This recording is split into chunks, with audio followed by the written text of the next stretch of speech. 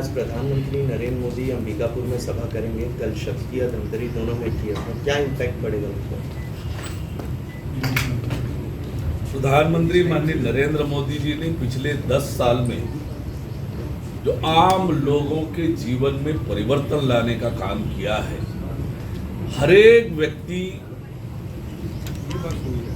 के लिए कुछ ना कुछ किया है, हर परिवार के लिए कुछ ना कुछ किया है और देश के 140 करोड़ जनता को अपना परिवार मानते हैं।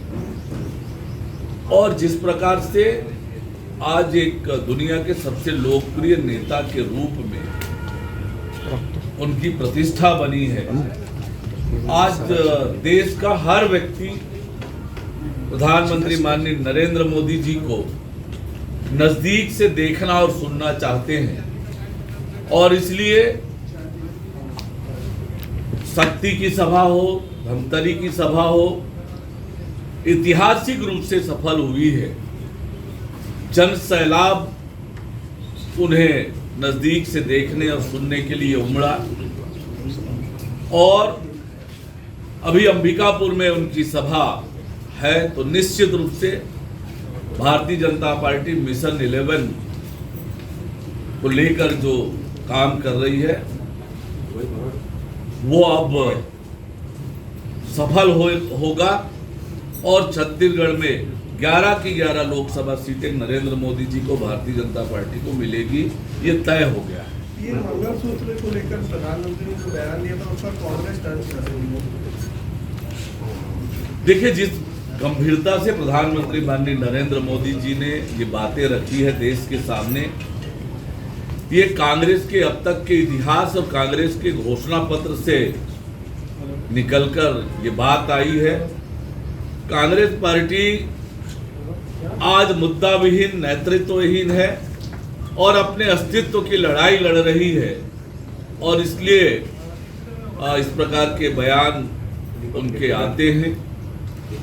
ये कांग्रेस प्रियंका जी ने कह रही कि उनकी मां का तो मंगलसूत्र ही देश के लिए कुर्बान हो गया, या फोन ले लो ना फोन ले लो। देखिए, बहुत ही निजी मामला है, इस पर मेरी टिप्पणी करना ठीक नहीं है, लेकिन कांग्रेस का चाल और चरित्र देश और दुनिया के सामने आ गया है। कांग्रेस पार्टी ने हमेशा अब तक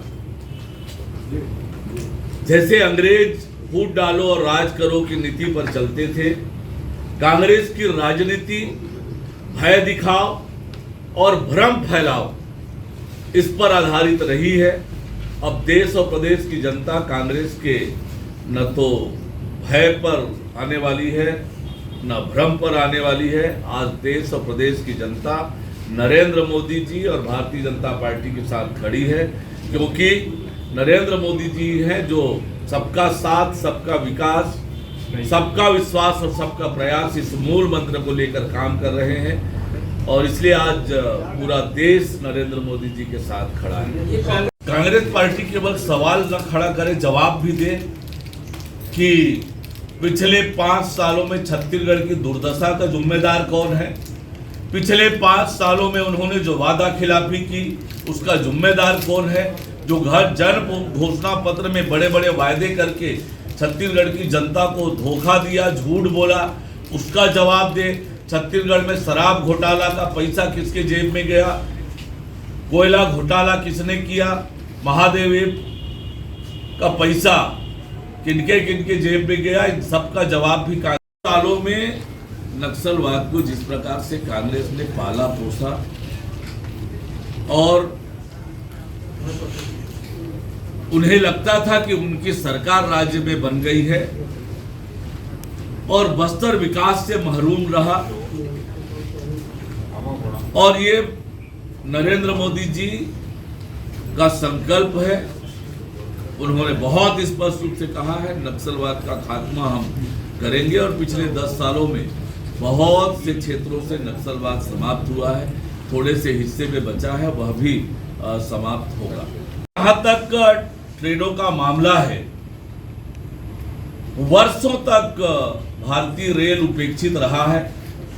आज हर क्षेत्र में रेलवे विकास का काम कर रहा है पिछले 10 सालों में आप जब देखेंगे तो भारतीय रेल ने जो तरक्की की है, बड़े पैमाने पर under bridges, over bridges, foot over bridges और वर्ल्ड क्लास स्टेशन का निर्माण, आज किस प्रकार से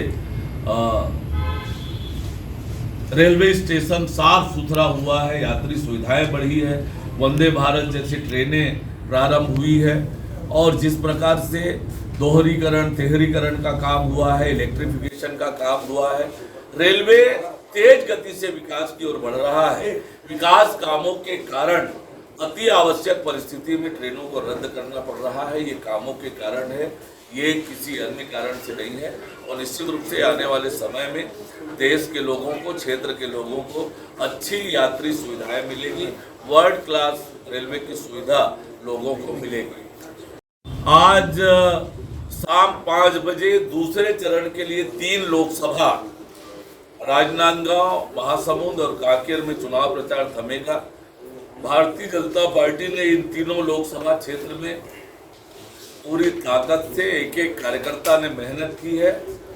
पहले चरण में जो बस्तर की लोकसभा और दूसरे चरण में ये 3 लोकसभा, चारों की चारों लोकसभा सीट भारतीय जनता पार्टी जीतने वाली है। ये स्पष्ट रूप से संकेत मिल रहा है कि विकास के लिए शांति आवश्यक है, कानून व्यवस्था का राज आवश्यक है और इसलिए जब तक बस्तर में शांति नहीं होगी, बस्तर के लोगों के जीवन में परिवर्तन नहीं आएगा, बस्तर का विकास नहीं होगा, बस्तर के हमारे आदिवासी भाई बहन जो सुदूर अंचलों में रहते हैं, उनके बच्चों को उन्हें अच्छी स्वास्थ्य सुविधा मिले, अच्छी शिक्षा मिले, वहाँ पर शुद्ध पेयजल मिले, आवागमन के साधन मिले, इसके लिए वहाँ शांति बहाली आवश्यक है और शांति बहाली के लिए नक्सलवाद को जड़ से समाप्त करना आवश्यक है। ये प्रधानमंत्री माननीय नरेंद्र मोदी जी का संकल्प है और आने वाले समय में निश्चित रूप से न केवल बस्तर, पूरे देश में नक्सलवाद का खात्मा होगा और विकास की ओर बढ़ेगी।